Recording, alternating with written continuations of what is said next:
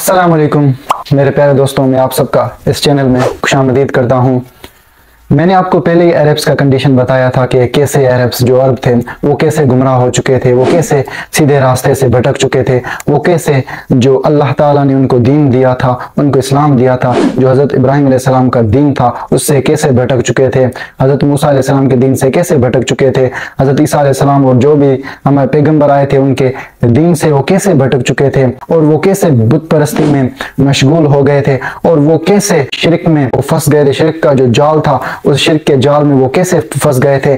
मैंने आपको बताया कि उनमें से कैसे कुछ ज्यूज बने थे, यहूदी बने थे, और उनमें से कुछ कैसे जो है ना ईसाई बने थे, और उनमें से कुछ सितारा पर सेबियंस बने थे, मैगनीजियम्स बने थे, और मुख्तलिफ मीन्स मजहबों में वो फंस चुके थे, और वो ज़िनाखोरी करते थे, और वो शराब पीते थे, और मुख्तलिफ मीन्स मुख्तलिफ गुनाहों में वो फंसे हुए थे, और वो लात, मन्नत, उज़्ज़ा और दूसरे जो बुत थे 360 से भी ज्यादा उनकी इबादतें करते थे, उनकी बुत परस्ती करते थे। वो अपने जो बेटी थे उनको जिंदा दफनाते थे, वो बहुत जुल्म करते थे। तो इसकी वजह से अल्लाह ताला ने यहाँ पर हमारे नबी सल्लल्लाहु अलैहि वसल्लम का रोशनी यहाँ पर भेजा, और उसने सारी मक्के पाक को, सारी दुनिया को उसने उजाला कर दिया था। अभी तक उसका जो रोशनी है वो सारी दुनिया में चल रहा है, और उसके जरिए ये जो सारी दुनिया है वो रोशन है।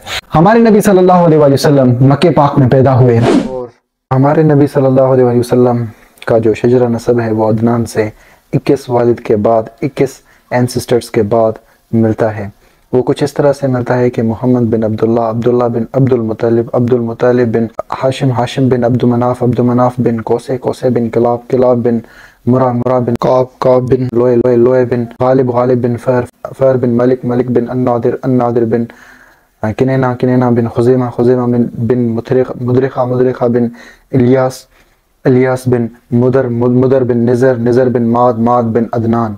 इस तरीके से हमारे नबी सल्लल्लाहु अलैहि वसल्लम का शजरा नसब अदनान से मिलता है। और वो जो काम करते थे, बताया जाता है कि हमारे नबी सल्लल्लाहु अलैहि वसल्लम जब छोटे थे तो वो बनु सईद के बकरियां चराते थे कुछ वेजेस के लिए।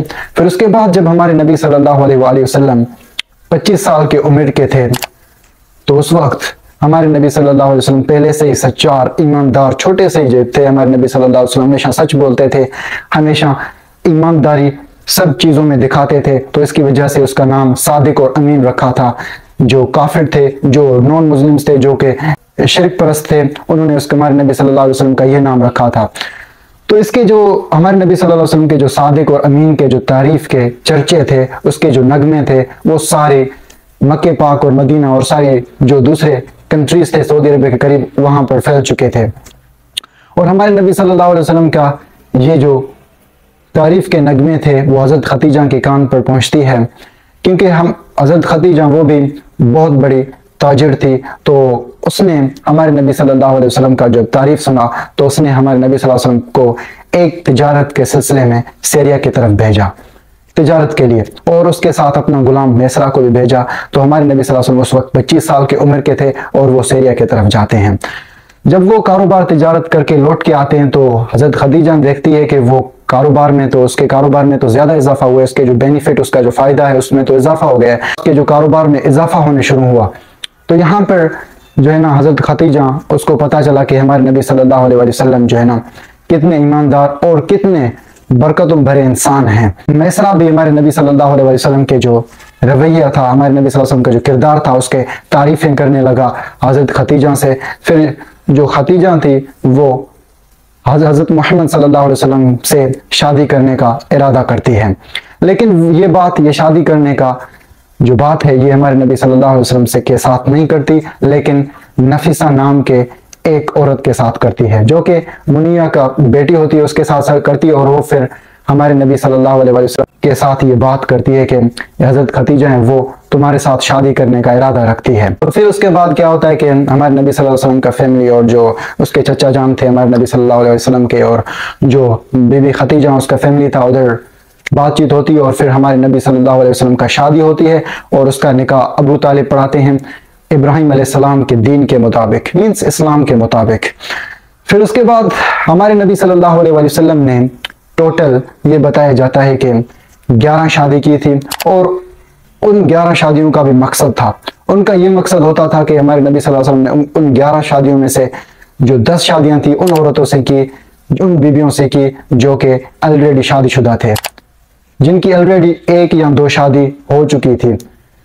तो उनसे वो शादी करते थे। वो क्यों शादी करते थे? इसकी वजह से जो कबीलों के बीच में जंग चलता था, जो कबीलों के बीच में नफरत था, उसको खत्म करने के लिए, जंग का जो आग भड़क रहा था उसे बुझाने के लिए वो मुख्तलिफ कबीलों के औरतें थे उनके साथ शादी करता था ताकि वो खत्म हो जाए। और गुर्बत की वजह से बहुत सारे पर्पजेस थे, मकसद थे, और अल्लाह ताला के हुक्म की वजह से हमारे नबी सल्लल्लाहु अलैहि वसल्लम शादियां करते थे। और हमारे नबी सल्लल्लाहु अलैहि वसल्लम ने सिर्फ एक शादी की, एक बीबी से, जो कि हजरत आयशा थी, जिसकी पहले शादी नहीं हुई थी।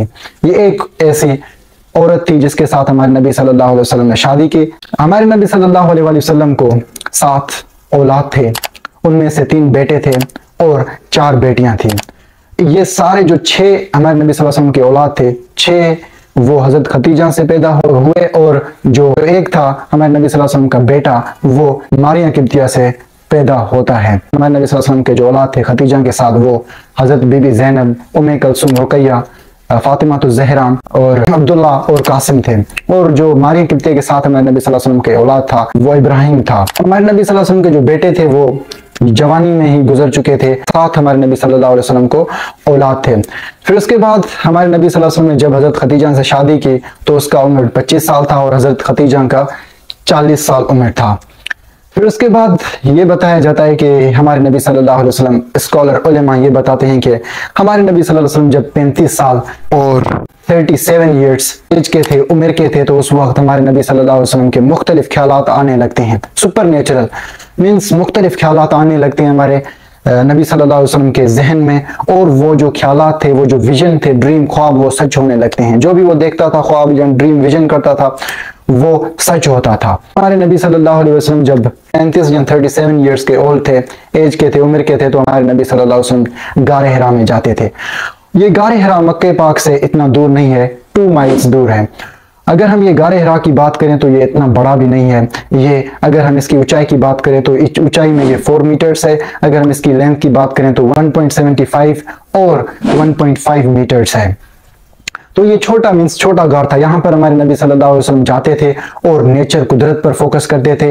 और ये जो मुशरिक थे ये बुत परस्ती करते थे और अल्लाह ताला के साथ शरीक करते थे।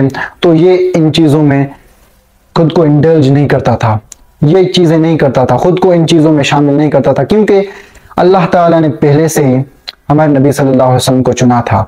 तो इसकी वजह से वो सारे चीज़ों से बचाया अल्लाह ताला ने हमारे नबी सल्लल्लाहु अलैहि वसल्लम ने। ना उसने कभी बुत परस्ती की, ना उसने कभी कुछ किया, कुछ गलत किया।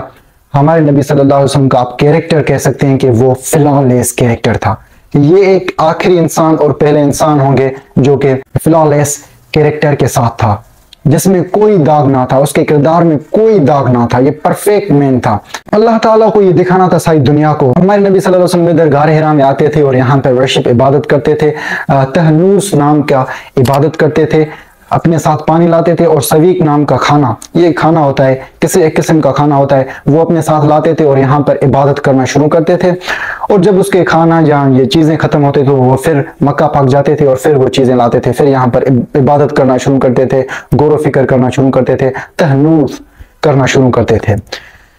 फिर क्या होता है कि हमारे नबी सल्लल्लाहु अलैहि वसल्लम जब 40 साल की उम्र को पहुंचे, ये बताया जाता है कि ये एक ऐसा उम्र है जिस उम्र में सब नबियों को पैगंबरी दी गई थी सिवाय हजरत ईसा अलैहिस्सलाम के। सब नबियों को इस उम्र में पैगंबरी दी गई थी, क्योंकि ये एक ऐसा उम्र होता है जहां पर बंदा बिल्कुल मैच्योर होता है, जहां पर बंदे को बहुत ज्यादा एक्सपीरियंस होता है।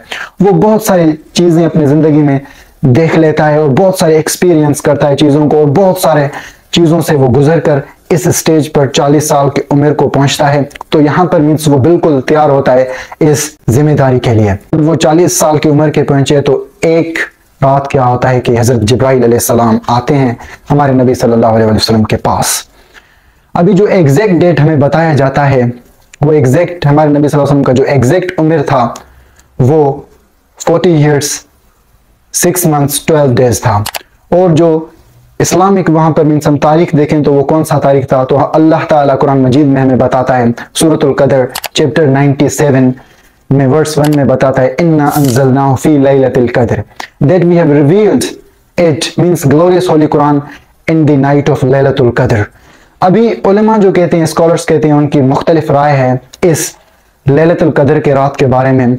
वो बताते हैं कि बहुत सारे उलमा ये बताते हैं कि ये जो लैलतुल क़द्र की रात है ये रमज़ान के आखिरी 10 जो ताक ओट्स दे हैं उनमें ये लैलतुल क़द्र होता है, रमज़ान के आखिरी 10 दिनों में।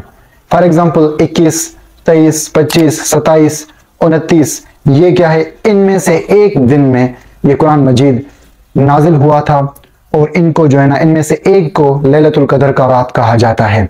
लेकिन बहुत सारे उलमा ये कहते हैं कि जो 21वां जो रमज़ान की रात है ये लैलतुल क़द्र है और दूसरा 27वां, तो इनमें से एक जो है ना, एक की रात, इनमें से एक की दिन की जो रात है वो उसे लैलतुल क़द्र कहा जाता है और इस रात में कुरान मजीद जो है ना नाजिल हुआ था। और अगर हम इंग्लिश की डेट की बात करें तो ये उस वक्त 10 अगस्त 610 AD CE था और ये पीर का रात था, मंडे नाइट था।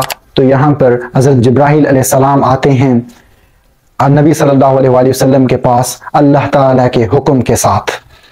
फिर जब हज़रत जिब्राइल अलैहिस्सलाम गार हिरा में आते हैं तो हमारे नबी सल्लल्लाहु अलैहि वसल्लम को कहते हैं कि इक़रा मीन्स रीड। यहाँ पर बहुत सारे उलमा ये कहते हैं कि यहाँ पर सवाल उठता है कि ये है कि क्या हज़रत जिब्राइल अलैहिस्सलाम के पास कोई चीज़ था जो कि हमारे नबी सल्लल्लाहु अलैहि वसल्लम को दिखा रहा था और कह रहा था कि पढ़ो, जैसे यहाँ पर कोई चीज़ होता है तो उसको कह रहा था कि पढ़ो। लेकिन बहुत सारे उलमा कहते हैं कि उसके साथ कुछ चीज़ था, लेकिन बहुत सारे उलमा ये कहते हैं कि नहीं, उसके साथ कुछ चीज़ नहीं था। क्योंकि अगर आप किसी बंदे को कहो कि पढ़ो एक ऐसे लैंग्वेज में, एक ऐसे बोली में जो कि उसे आता ही नहीं, तो वो कैसे कह सकता है? वो बिल्कुल उसे पढ़ नहीं सकता। हमारे नबी सल्लल्लाहु अलैहि वसल्लम इलिटरेट थे, वो पढ़े लिखे नहीं थे, वो उम्मी थे, तो इसकी वजह से वो पढ़ नहीं पाता था। तो फॉर एग्जांपल अगर मैं आपको कहूँ मिसाल के तौर पर कि आप चाइनी में मैं आपको बताऊं कि ठूशू फूशू, आप ये समझोगे? आप बिल्कुल ये नहीं समझोगे कि ये क्या है। तो मैं आपको कहूँ कि ये चाइनी का लैंग्वेज अल्फाज पढ़ें तो आप नहीं पढ़ पाओगे, क्योंकि आपको वो आता ही नहीं। आप कहोगे यार मैं पढ़ा लिखा नहीं हुआ। फॉर एग्जाम्पल आप किसी बंदे के पास जाते हो, उसको आप इंग्लिश में कहते हाउ आर यू, वो समझ नहीं पाता, वो कहता है क्या कह रहे हो, और हम उसे कहते हैं कि ये अल्फाज कहो, वो कह नहीं पाता। तो ऐसे ही था कि हमारे नबी सल्लल्लाहु अलैहि वसल्लम को जब जिब्राइल अलैहिस्सलाम ने कहा कि इक़रा, तो हमारे नबी सल्लल्लाहु अलैहि वसल्लम ने कहा कि मा अना बिकारी, दैट आई एम अनलर्नड, कि मुझे पढ़ना नहीं आता। फिर हमारे नबी सल्लल्लाहु अलैहि वसल्लम फरमाते हैं, कहते हैं कि जिब्राइल अलैहिस्सलाम ने मुझे एम्ब्रेस किया और उसने मुझे स्क्वीज़ किया, ऐसे दबाया। फिर उसके बाद मुझे छोड़ा और कहा कि इक़रा। फिर मैंने कहा, फिर हज़रत मोहम्मद सल्लल्लाहु अलैहि वसल्लम ने कहा कि मा अना बिकारी, कि मुझे पढ़ना नहीं आता। फिर दूसरी बार हमारे नबी सल्लल्लाहु अलैहि वसल्लम को जो है ना स्क्वीज़ करते हैं, दबाते हैं, उस वक्त तक जब तक वो थक नहीं जाते, एग्जॉस्ट नहीं हो जाते।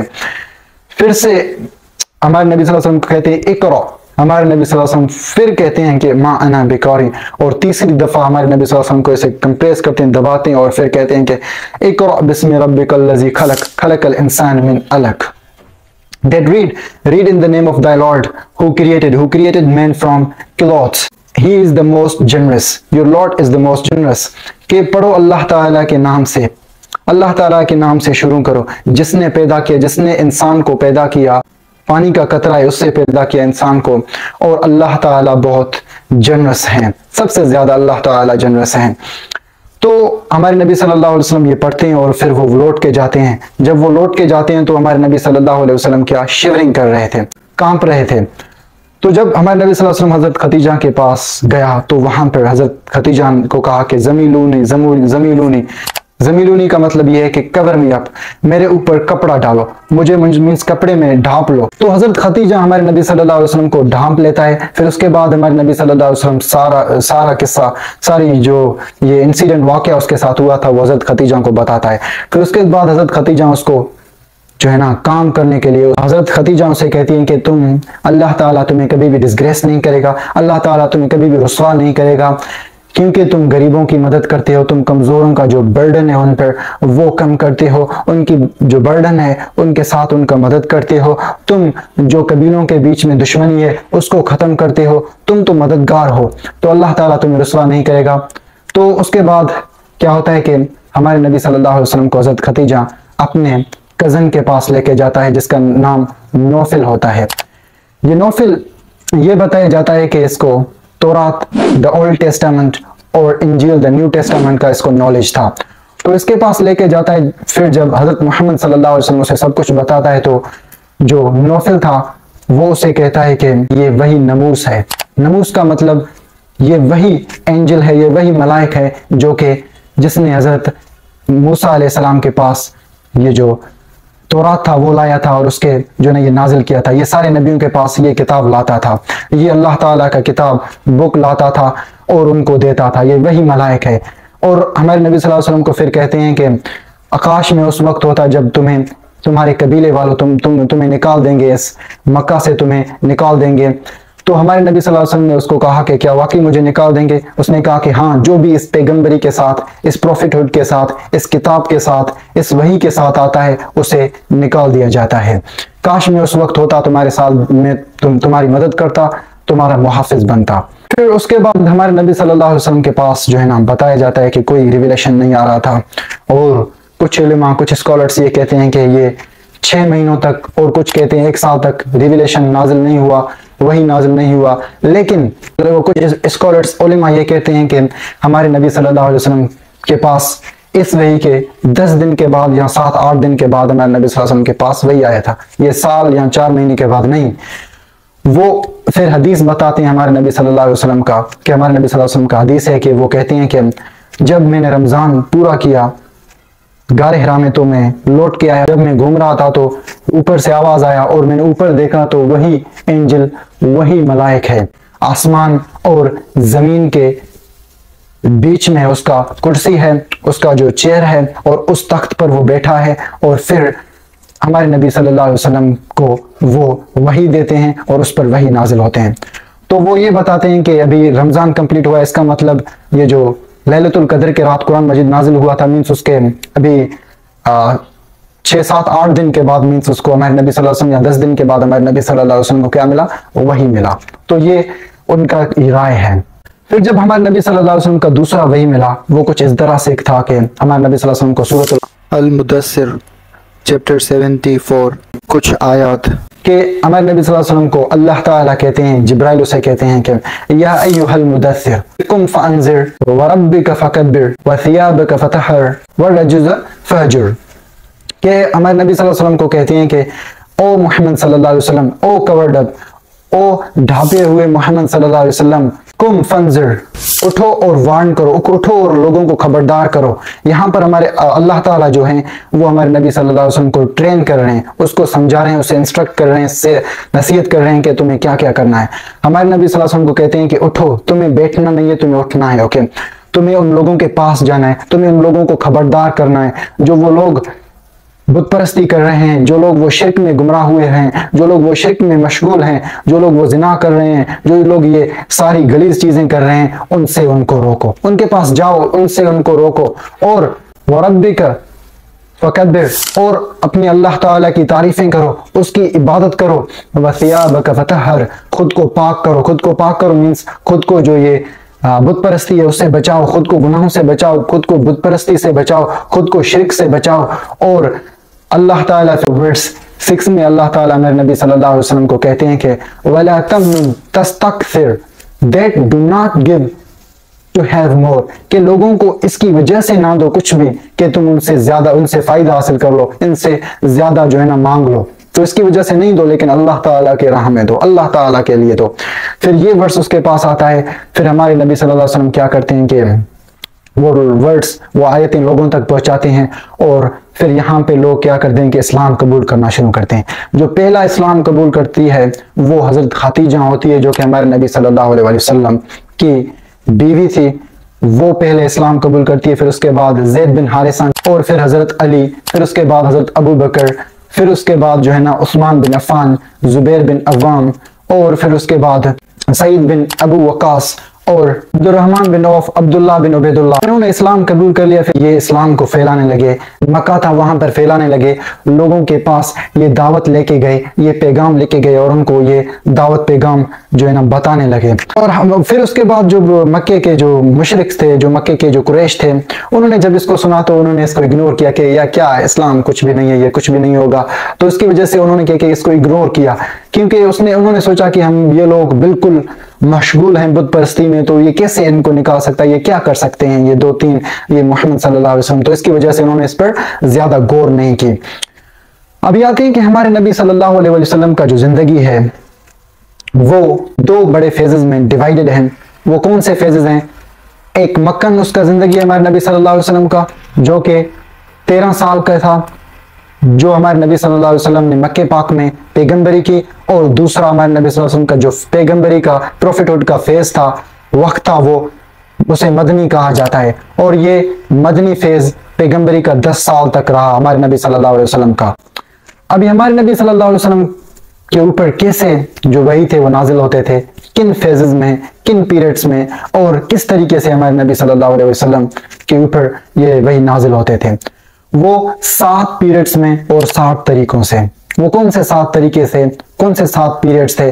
जो पहला पीरियड था वो ये था कि हमारे नबी सल्लल्लाहु अलैहि वसल्लम का जो है ना वो विजन, ख्वाब देखना शुरू करते हैं और वो ख्वाब सच में तब्दील होना शुरू होते हैं। और दूसरा जो फेज था वो ये था कि हमारे नबी सल्लल्लाहु अलैहि वसल्लम के दिल में और दिमाग में जो वही था वो हजरत जिब्राइल अलैहिस्सलाम डालते हैं और उधर रखते हैं। दूसरा फेज ये था, हजरत जिब्राइल अलैहिस्सलाम उसको नजर नहीं आते थे, लेकिन वो दिल पर वो चीज रखते थे और उसके दिमाग पर वो चीज डालते थे, कास्ट करते थे। जो तीसरा फेज ये था कि हमारे नबी सल्लल्लाहु अलैहि वसल्लम के पास जो जिब्राइल अलैहिस्सलाम था वो इंसान के शक्ल में आता था और उसे वही देता था। स्पेशली दहया इब्न अल खलीफा अल कल्बी के नाम से जो हमारे नबी सल्लल्लाहु अलैहि वसल्लम के सहाबा थे, उसके शक्ल में हमारे नबी सल्लल्लाहु अलैहि वसल्लम के पास हजरत जिब्राइल अलैहिस्सलाम आते थे। और जो चौथा पीरियड था वो बहुत डिफिकल्ट था, बहुत मुश्किल था। वो पीरियड ये होता था कि वो कॉलिंग था, मीन्स हमारे नबी सल्लल्लाहु अलैहि वसल्लम को अगर इस तरीके से कोई रिविलेशन दिया जाता था तो आवाज होता था। तो ये बहुत मुश्किल जो है ना रिविलेशन था, क्योंकि जब ये रिविलेशन इस तरीके से हमारे नबी सल्लल्लाहु अलैहि वसल्लम के पास आता था तो वो हमारे नबी सल्लल्लाहु अलैहि वसल्लम के चेहरे मुबारक से पसीना निकलता था और हमारे नबी सल्लल्लाहु अलैहि वसल्लम बहुत भारी हो जाते थे। मिसाल के तौर पर अगर वो ऊंट पर बैठा हुआ होता था तो उसका वजन इतना ज्यादा बढ़ जाता था कि वो ऊंट बैठ जाता था, उसका वजन उठा नहीं सकता था। और एक दफा ज़ैद बिन हारिसा रज़ियल्लाहु अन्हु के उसके रान पर, उसके थाए पर हमारे नबी सल्लल्लाहु अलैहि वसल्लम सोए हुए थे। तो उस वक्त रिविलेशन आता है इस तरीके का, हमारे नबी सल्लल्लाहु अलैहि वसल्लम के चेहरे से पसीना निकलना शुरू करता है और ज़ैद बिन हारिसा कहते हैं कि हमारे नबी सल्लल्लाहु अलैहि वसल्लम का इतना ज्यादा वजन बढ़ गया था कि मेरे जो रान था, पैर था, वो बिल्कुल टूटने वाला था। और जो 5वां किस्म रिविलेशन का पीरियड ये था कि हमारे नबी सल्लल्लाहु अलैहि वसल्लम के पास जिब्राइल अलैहिस्सलाम असल शक्ल में आते थे। और ये असल शक्ल में जिब्राइल अलैहिस्सलाम 2 बार आए थे हमारे नबी सल्लल्लाहु अलैहि वसल्लम के पास रिविलेशन वही लेकर। और छठा किस्म ये था कि छठा पीरियड ये था कि हमारे नबी सल्लल्लाहु अलैहि वसल्लम खुद अल्लाह ताला के पास गए मेराज के रात और उधर हमारे नबी सल्लल्लाहु अलैहि वसल्लम को अल्लाह ताला ने वही दिया था। और जो 7वां किस्म ये कि अल्लाह ताला ने हमारे नबी सल्लल्लाहु अलैहि वसल्लम को डायरेक्ट दिया था, रिविलेशन वही दिया था हज़रत जिब्राइल अलैहिस्सलाम के बगैर, उसके बगैर डायरेक्ट हमारे नबी सल्लल्लाहु अलैहि वसल्लम को अल्लाह ताला ने वही दिया था। तो ये 7 पीरियड्स थे, ये 7 किस्म थे जिस तरीके से अल्लाह ताला हमारे नबी सल्लल्लाहु अलैहि वसल्लम को वही देते थे और हमारे नबी सल्लल्लाहु अलैहि वसल्लम के पास वही आते थे। फिर उसके बाद क्या होता है कि जो इस्लाम था वो आहिस्ता आहिस्ता फैलने लगा मक्का में। तो जब इस्लाम जो मुशरिक थे, जो मुनाफिक थे, कुरैश मुनाफिक थे, उनके कानों में पहुंचा तो उन्होंने ये कहा कि ये तो गुलाम इस्लाम को अपना रहे हैं, ये जो गुलाम हैं, जो छोटे कैटेगरी के हैं, लोअर स्टेटस के लोग हैं, जो छोटे हैसियत के लोग हैं, गुलाम हैं, ऐसे लोग जो है ना इस्लाम को कबूल कर रहे हैं और उधर जा रहे हैं। जो बड़े बड़े लोग हैं वो तो नहीं कबूल कर रहे हैं, तो इससे कुछ भी नहीं होगा, ये खत्म हो जाएगा। तो उन्होंने इस इस्लाम पर गौर फिक्र नहीं किया, इसके नतीजे पर गौर फिक्र नहीं किया।